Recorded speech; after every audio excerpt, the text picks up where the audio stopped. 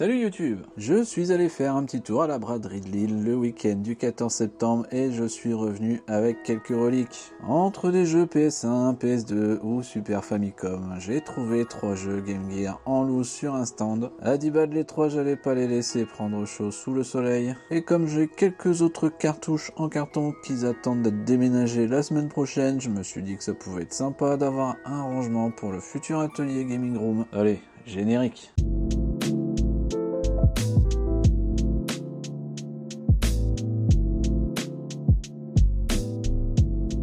J'ai donc flirté sur Google pour trouver quelque chose de sympa et vlatipa que je suis tombé sur ce boîtier imprimable. C'est un modèle gratuit que j'ai trouvé sur Thingiverse et le créateur propose même un template pour faire des covers, nickel. On télécharge donc le fichier, on check vite fait celui-ci sur 3D Builder. Impression à une seule fois, pas de support et pas besoin d'une grosse qualité d'impression. On ouvre le slicer d'Anycubic, petite couleur de filament gris pour coller à la couleur des covers. Je fais quelques réglages par-ci par-là, un remplissage à 50% et une vitesse à 20 mm par seconde pour la couche initiale. Je slice le tout environ 53 minutes pour une boîte avec une vitesse assez standard, ça me va bien. Allez, j'enregistre le fichier sur la clé USB et go vers la Cobra 3.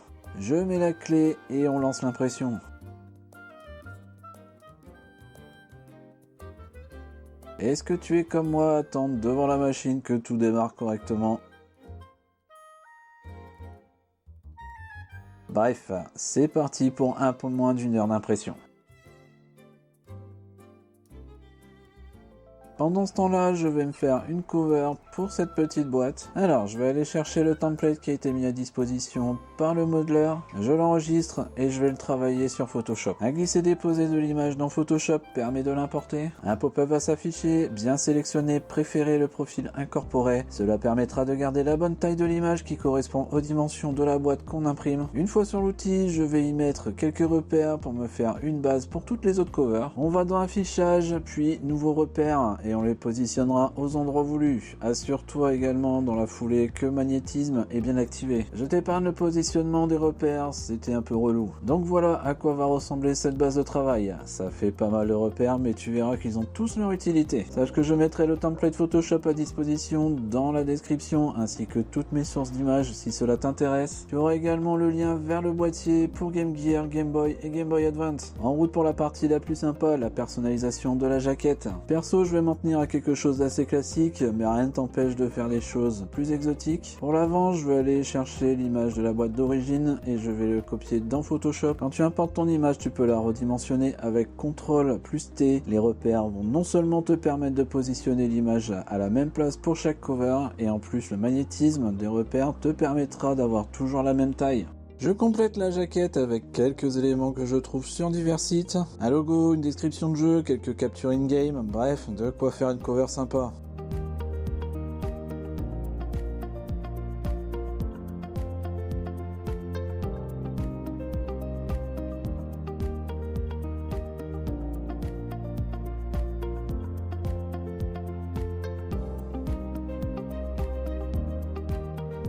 Une fois que j'ai quelque chose qui me satisfait, je vais mettre une feuille de papier autocollant gloss dans l'imprimante papier et j'imprime mon œuvre d'art via Photoshop. Je vais donc sur Fichier et Imprimer, j'ajuste au besoin la position de mon image.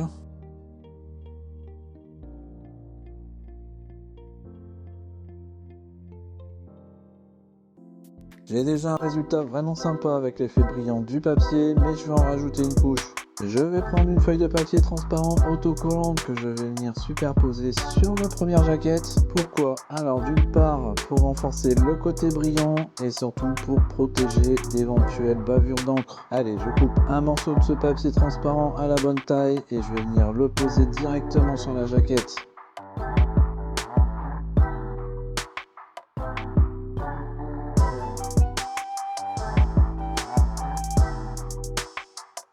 Une fois que c'est fait, je découpe le contour de la jaquette au ciseau.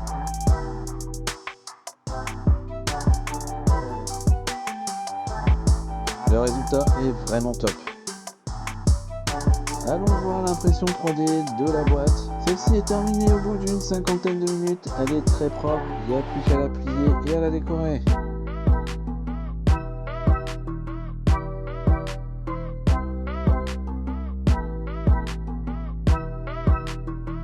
plier la boîte au niveau des emplacements prévus, va falloir forcer sans trop forcer. Ah ouais, je sais que ça veut rien dire, mais bon, tu m'as compris. L'idée de plier la boîte sans pour autant tout péter les charnières. Une fois que c'est fait, tu peux fermer la boîte. Là aussi, il va falloir un peu forcer. Le plastique va travailler à force de l'ouvrir et de la fermer et il sera beaucoup plus facile de l'ouvrir par la suite. Bon, maintenant, je vais coller la jaquette autocollante sur le boîtier. Attention à la poser dans le bon sens.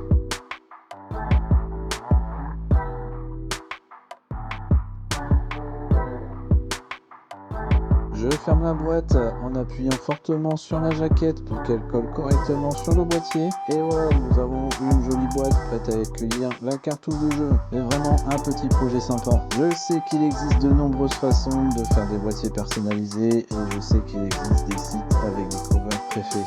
Perso, je kiffe bien l'idée de personnaliser moi-même et d'embellir les jeux de cette manière. C'est plus sexy qu'une simple boîte transparente en plastique jauni ou endommagée avec le temps. Bref, j'espère que cette vidéo t'a plu. Si c'est le cas, petit pouce de l'amour et n'hésite pas à t'abonner, ça m'aide beaucoup pour la visibilité de la chaîne. Si tu es intéressé par les imprimantes 3D d'Anycubic, le code promo JH3D t'offre 25 € de réduction sur Anycubic FR. Je te mets les liens dans la description. Je te fais des poutous. Allez, ciao YouTube.